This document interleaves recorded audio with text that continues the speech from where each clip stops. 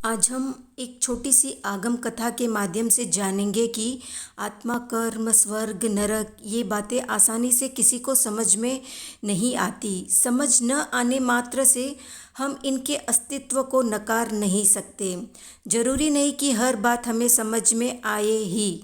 हो सकता है हमारा समझने का लेवल 0 हो और हम खुद को बड़ा ज्ञानी मानते हों।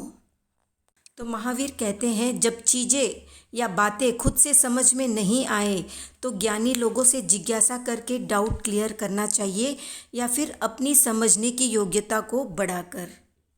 आत्मा, कर्म आदि सूक्ष्म बातें हैं। इन्हें टीवी सीरियल की तरह नहीं समझ सकते। इन्हें केवल प्रैक्टिकल तरीके से ही समझा जा सकता है और वो तरीका है ध्यान।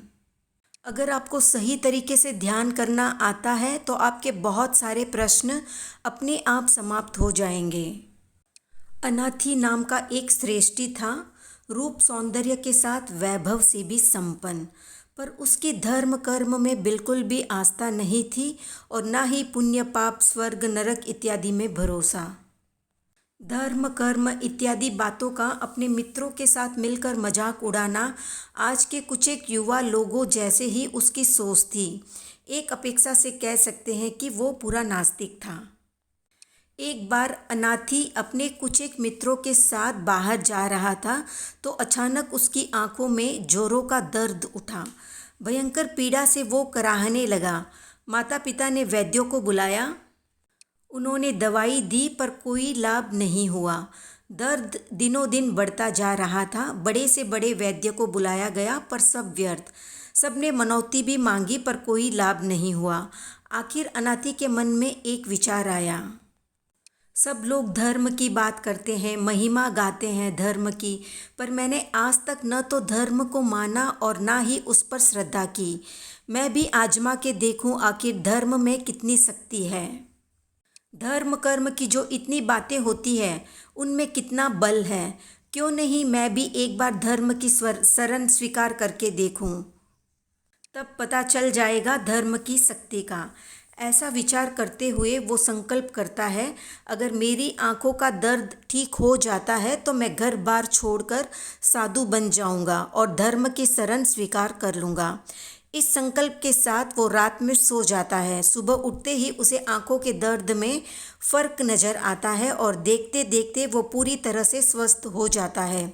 संकल्प के मुताबिक वो माता पिता की आज्ञा लेकर सब कुछ छोड़कर साधु बन जाता है। साधु बनने के बाद एक उपवन में उसे ध्यान की मुद्रा में खड़े देख वहाँ का राजा श्रेनिक उसके पास आता है और पूछता है, भरी जवानी में इस तरह से साधु बनने का क्या कारण है? किसी ने तुम्हें बहला फुसला कर साधु बनाया है या तुम खुद ही बनना चाहते थे? तुम्हारा रूप यौवन भोग के लिए है, साधु बनने के लिए नहीं। चलो मेरे साथ, मैं तुम्हें अपने साथ राजमहल लेकर चलता हूँ। तो अनाथी कहता है, राजन मैं एक अनाथ हूँ और मैं अभी कुछ दिनों पहले ही मुनि बना हूँ। अनाथी की बात सुनकर राजा कहता है, तुम अनाथ हो तो मैं तुम्हारा नाथ बन सकता हूँ। मैं तुम्हें सब कुछ दूंगा, इसलिए छोड़ो ये वेश और चलो मेरे साथ। अनाथी कहता है, आप मेरे नाथ कैसे बनेंगे जब आप खुद ही एक अनाथ हैं? अनाथ अनाथ को क्या शरण देगा?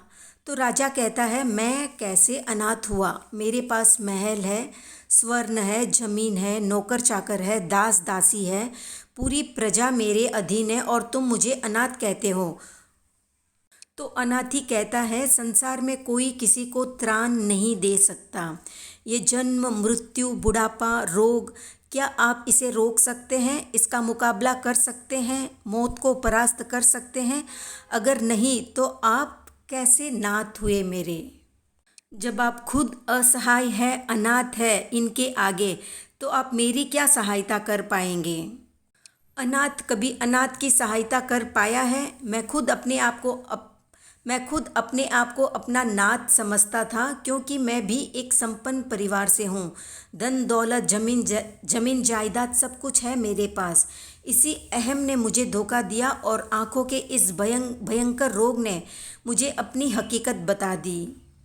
मैं असहाय, बेबस, हेल्पलेस महसूस करने लगा इस रोग के आगे। आज जब मैं धर्म की शरण में आया तो मेरी सारी परेशानियां दूर हो चुकी है। सम्राट श्रेनिक मुनि की इन बातों पर नतमस्तक हो जाते हैं और समझ जाते हैं कि ये मुनि क्यों बना।